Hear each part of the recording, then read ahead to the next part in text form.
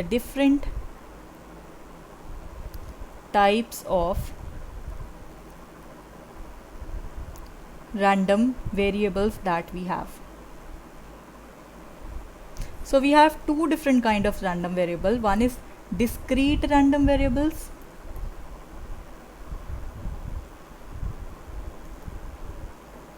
another one is continuous random variables. Right? In discrete random variables, you have assigned the variable certain discrete values. So x would be some number which you can, these values which you can count. So that is why it is discrete, and there is in between some gap here. Suppose you are talking about person, so a person cannot be half, right, or 1.5 or 3/4. So we have either 1 person or 2 person or 3 person or 4 person or like this. So whenever you are counting, that means you are talking about discrete random variable. Whereas whenever you are talking about continuous, so that means for x we have all the values which are lying very close to each other. So here in this case we can say there are infinite number of observations here like this. So you cannot basically count all these. So you cannot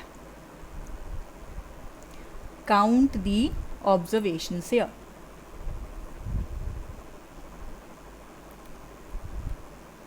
For example, in this case, I would say calculate the height of each person. So in this case, the height, it could be 5.1, right, inches, or it could be 6.2, or it could be 4.444. So it could be anything, any number in between. So that is a continuous random variable, right? So that is the difference. So based on these two kind of continuous and random variables, we can have different kind of probability distributions also. So let me define that.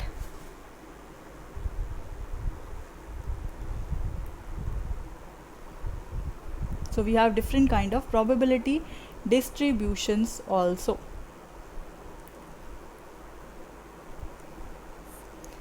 So in the first case, we can write this to be the discrete probability distribution. And in the second case, we have the continuous probability distribution. So here in the discrete probability distribution, you have the random variable x, which is discrete in nature, and here the random variable itself is continuous in nature. So graphically, if you look at these two, so in the first case your graph would something be like this.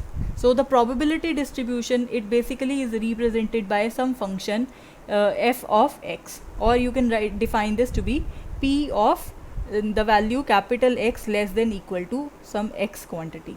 So this is the probability distribution. Here the variable x, that is discrete in nature, and in this case the variable x, that is continuous in nature. Now this x could be anything, right, and this represents your random variable. So in this case, the probability distribution, it says that in the discrete case it would have some value like this, here, here, here, or here. So this would be the value, because we are now having discrete values at different points, the values which you can count. So all of these values here, they would be positive, and moreover if you add all the values, their sum would be equal to 1. Why? Because we are talking about probability distribution. So here all of this p of x, they are greater than equal to 0, because you know the value of probability is always greater than equal to 0. Another thing, when you add up all these p I x, suppose we are talking about this. So we have p1x plus p2x plus p3x plus p4x. So you would have the answer equal to 1 because the sum of all probabilities is always equal to 1. So this is for the discrete case. For the continuous case, your graph would look something like this. So here your function would something be like this. So it would be some continuous thing, right? So whatever is the area behind this function, that is all going to be the sum of all the probability distribution. So in this case, the probability distribution again is positive. That means all the values here will lie above 0, right? This represents p of x, this represents x, and here also in this case the sum, because this is continuous in nature, the sum is represented by integration. So p of x dx, this is the sum of all the over whole of the interval from minus infinity to infinity. It is going to be 1 always. So this is the condition for continuous distribution. So the basic distributions that we have for discrete and continuous, for discrete variables, we have we have first is binomial distribution, and we have Poisson distribution. And for the continuous case, we have the normal distributions. There are also many other distributions, but the very popular ones and which are mainly applicable in various applications, they are normal distributions. So the question remains as such. So our question was, why are we actually studying these distributions? What is the advantage? So the answer here is, the answer to this question is that in real life phenomena, in real life world, so what do we have? We have various situations which are random in nature. So that means in order to make predictions,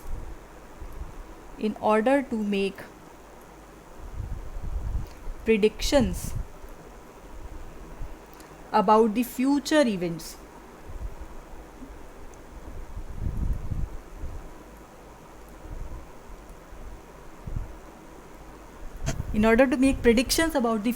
events, we use the mathematical models.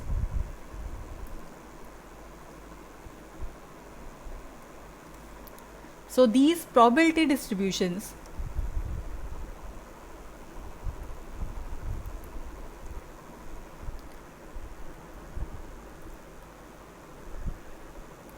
are nothing but mathematical models.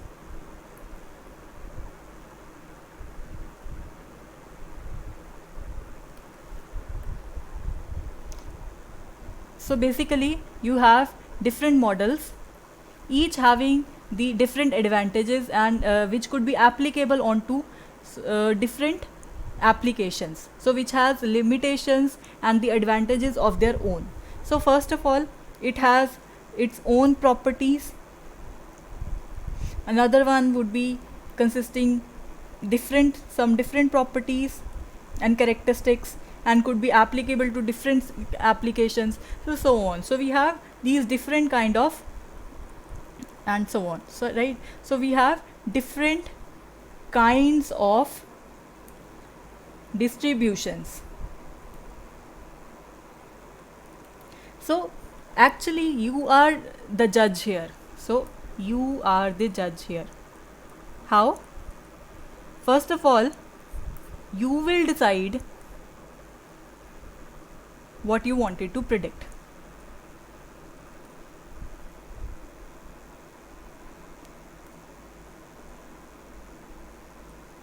Then based on that objective, so based on that,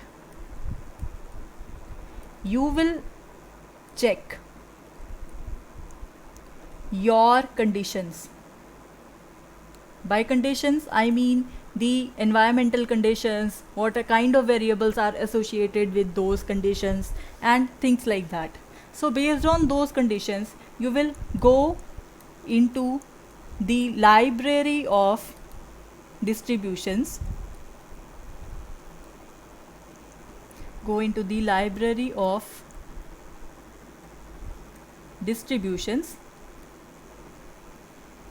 and then you can look around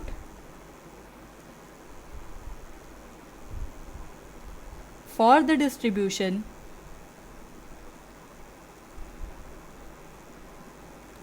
which suits you best.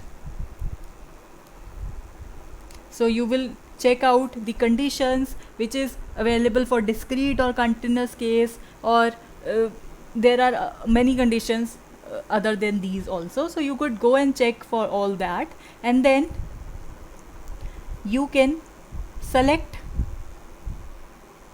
that distribution, so that you can apply that distribution onto your problem, and using the previous data you could now predict the future outcomes. So after selection, you could utilize that distribution onto your problem and predict that you wanted to. So that is the funda here.